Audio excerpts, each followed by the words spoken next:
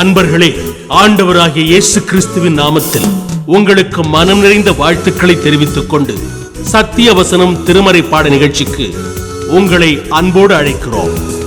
சத்திய வசனம், இது தேவனின் வசனம்.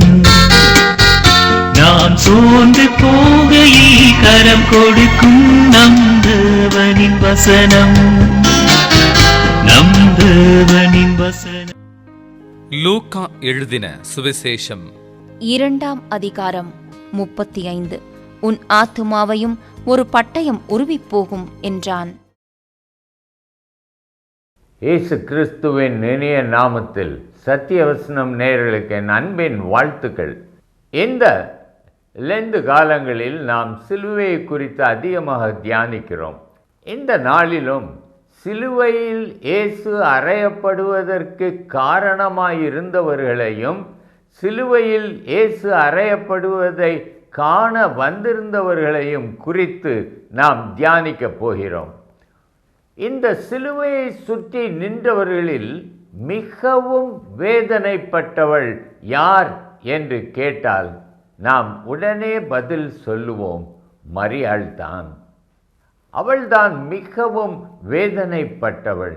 தன் அருமையான குமாரனை அவர்கள் ஒரு மிருகம் போல அடித்து இரத்தம் சிந்த சிந்த எருசலேம் வீதிகளின் வழியாய் கொண்டு வந்து கோர சிலுவையிலே அடித்து அவரை தூக்கி நிறுத்திய பொழுது அவள் மயக்கமுற்ற நிலையில்தான் அங்கே நின்று கொண்டிருந்தாள்.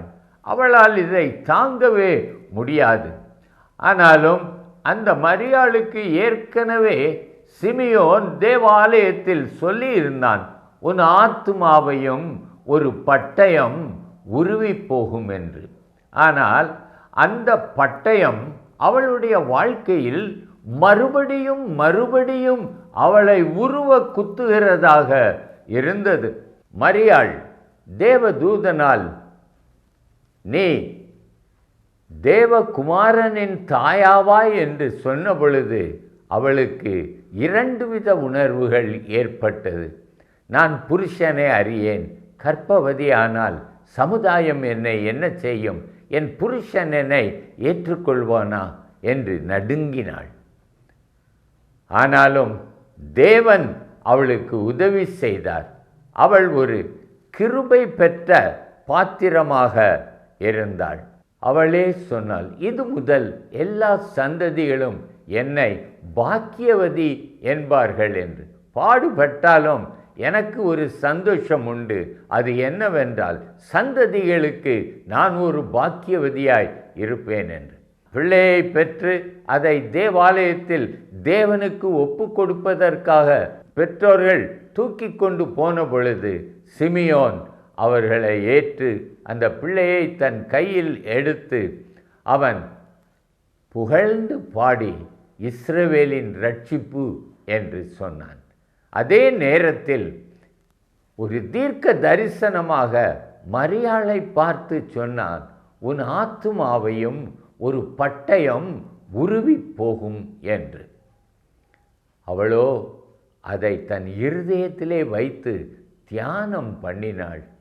என் ஆத்துமாவை எவ்விதமான பட்டயம் தாக்கும்? வறுமையோ, வியாதியோ, இல்லை போராட்டமோ, உபத்திரவமோ என்று கலங்கினாள். ஆனால் இந்த பிள்ளை சிலுவையில் மரிக்கும், அறையப்படும் என்பதை நினைக்கவில்லை. ஆனாலும் அவளுக்குள் ஒரு பெரிய கலக்கம் இருந்தது. இதுதான் அவளுடைய ஆத்மாவில் பாய்ந்த முதல் பட்டயம்.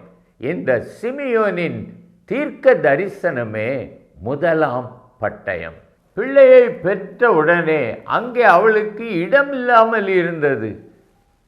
கந்தைகளில் சுற்றி மாட்டு கொட்டிலில் கிடத்த வேண்டி இருந்தது. மெய்ப்பொருளும் சாஸ்திரிகளும் வந்த பொழுது சந்தோஷமடைந்தாள். ஆனால் உடனேயே ஒரு காரியம் நடந்தது. ஏரோது 2 வயதுக்கு உட்பட்ட ஆண் பிள்ளைகளை எல்லாம் கொல்லுகிறான் என்றவுடனே இரவோடு இரவாக தேவகுமாரனை காப்பாற்றுவதற்காக யோசேப்பும் மரியாளும் நாசரேத்தை விட்டு அங்கே எகிப்திற்கு ஓடிப்போனார்கள். அவளுக்கு ஒரே பயம். தேவனுடைய குமாரன் என்னில் உருவாகுகிறார் என்று சொன்னால் எல்லா வசதிகளும் இருக்கும் என்று நினைத்தேன். ஆனால் இங்கேயோ எல்லாமே மாறாக இருக்கிறது.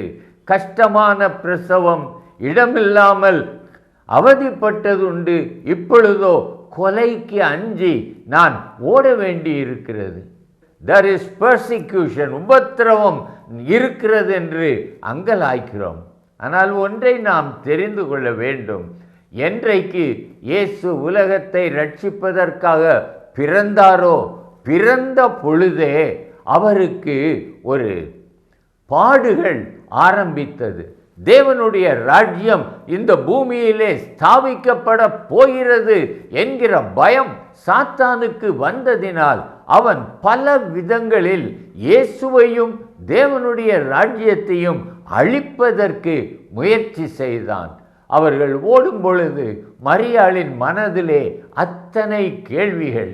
எகிப்திலே எங்கு போவேன், எங்கு தங்குவேன், வாழ்க்கையை நடத்த செலவிற்கு என்ன செய்வேன் என்றெல்லாம் அவள் அதிகமாக நினைத்திருந்தாள். அங்கே பாதுகாப்பு இருக்குமா என்று. அப்பொழுது அவளுக்கு ஒரு ஆதரவு இருந்தது. இந்த சாஸ்திரிகள் கொண்டு வந்த பொன்னை வைத்து எகிப்திலே இருந்தாள். ஆனாலும் அவளுக்குள் எவ்வளவு நாட்கள் நான் எகிப்தில் இருப்பேன்? நியாயமான கேள்விகள். ஒன்றிற்குமே பதில் தெரியாது. ஒரே ஒன்று, இந்த பிள்ளையை நான் தேவனுக்கென்று பாதுகாக்க வேண்டும். சகோதரனே, சகோதரியே, தேவன் உங்களுக்கு பிள்ளைகளை கொடுத்திருக்கிறார். அந்த பிள்ளைகளை நீங்கள் தேவனுக்குள் பாதுகாக்கிறீர்களா, அல்லது சாத்தானால் அழிக்கப்படுவதற்கு பிள்ளைகளின் இஷ்டத்திற்கு அவர்களை நீங்கள் விட்டு விடுகிறீர்களா? இந்த மரியாள் பிள்ளையை வளர்ப்பதில் நமக்கு ஒரு முன் உதாரணமாக இருக்கிறாள். இதுதான் இந்த எகிப்திற்கு போனதுதான் இரண்டாவது பட்டயம். இயேசுவுக்கு 12 வயதாகும்போது எருசலேம் தேவாலயத்திற்கு போனார்கள். திரும்பி வரும்பொழுது அவர் பிரயாண கூட்டத்தில் இருப்பார் என்று யோசேப்பும் மரியாளும் வந்து விட்டார்கள். 3 நாள் ஆயிற்று, ஆளை காணோம். திருப்பி வேதனையோடு எருசலேமுக்கு வந்தார்கள். அங்கே தேவாலயத்தில் இவர் நின்று கொண்டு பேசுகிறதை கேட்டார்கள். மரியாளால் தாங்க முடியவில்லை. மகனே, ஏன் எங்களுக்கு இப்படி செய்தாய் என்று கேட்டபொழுது இயேசு சொன்ன பதில் என்ன? என்னை ஏன் தேடினீர்கள்? என் பிதாவுக்கு அடுத்தவைகளில் நான் இருக்க வேண்டும் என்று அறியீர்களா?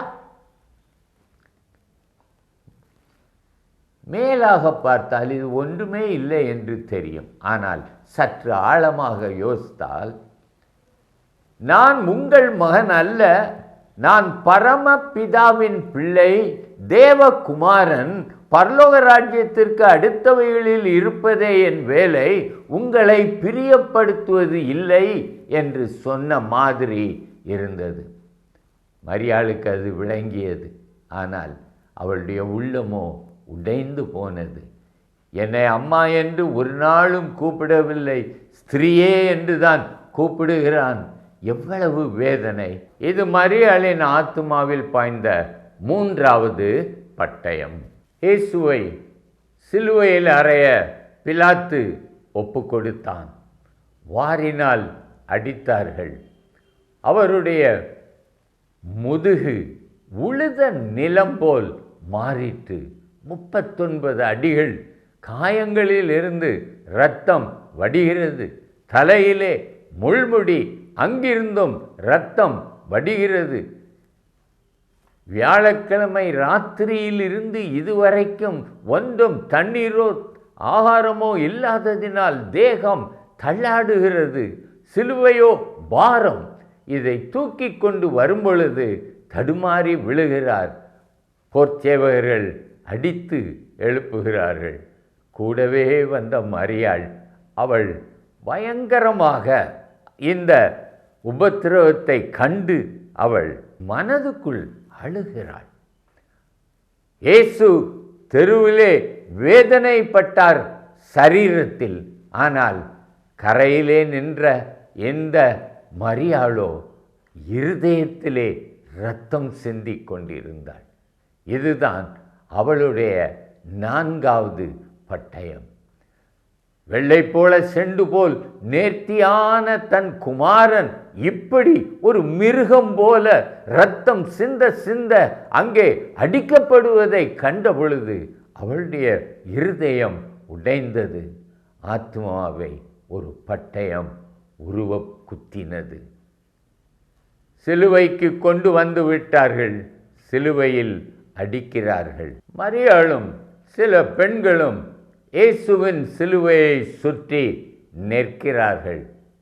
ஆனால் ஒவ்வொருவருடைய மனநிலையும் வித்தியாசம். மரியாள் பார்க்கிறாள்,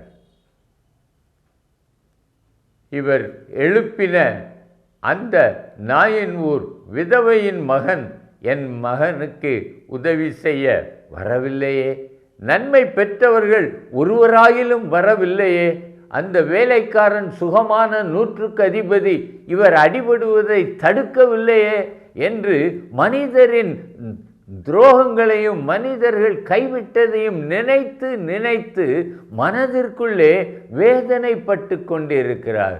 இந்த நேரத்தில் இயேசு சொன்னார், பிதாவே இவர்களுக்கு மன்னியும், தாங்கள் செய்கிறது என்னதென்று அறியாது இருக்கிறார்கள்.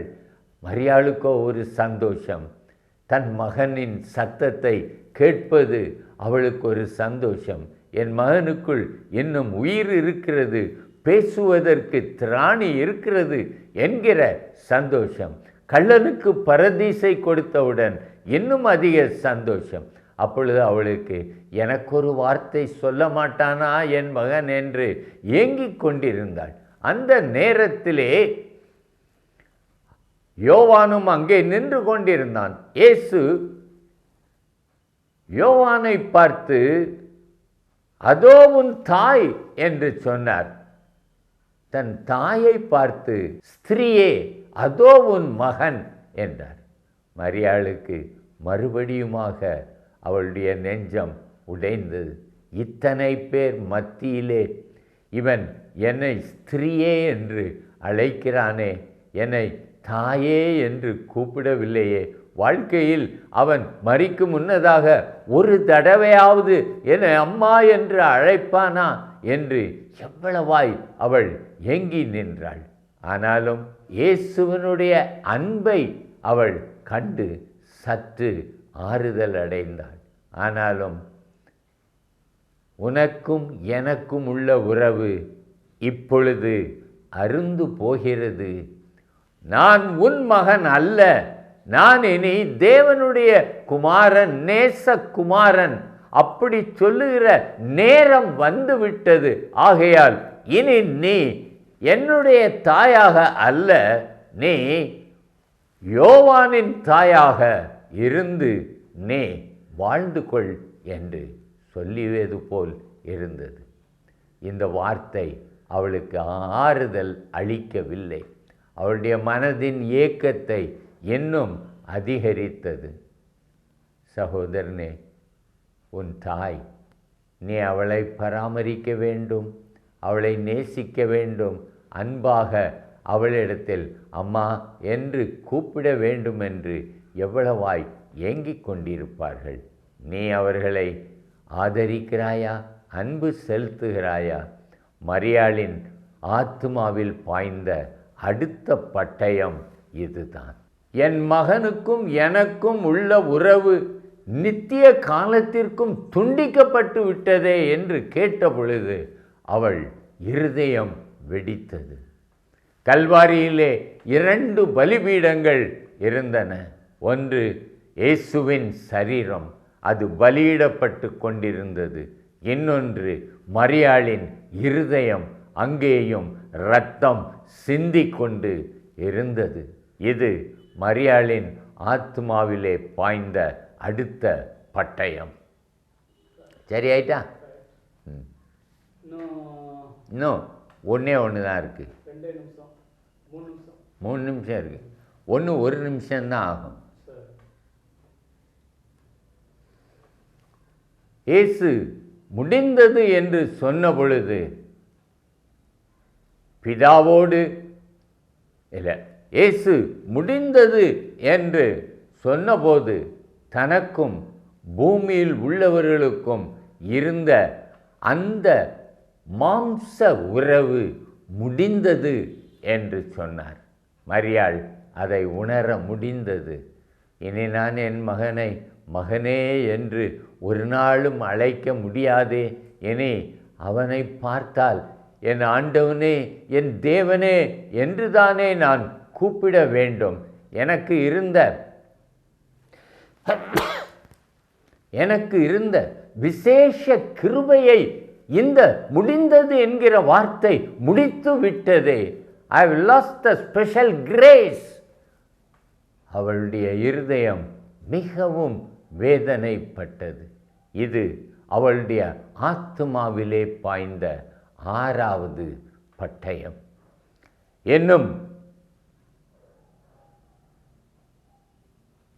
இன்னும் ஒரு காரியம். இயேசுவின் சரீரத்தை அரிமத்தியா யோசேப்பும் நிக்கோதேமுவும் இறக்கி சீலையிலே சுற்றுகிறார்கள். அவள் பார்க்கிறாள்,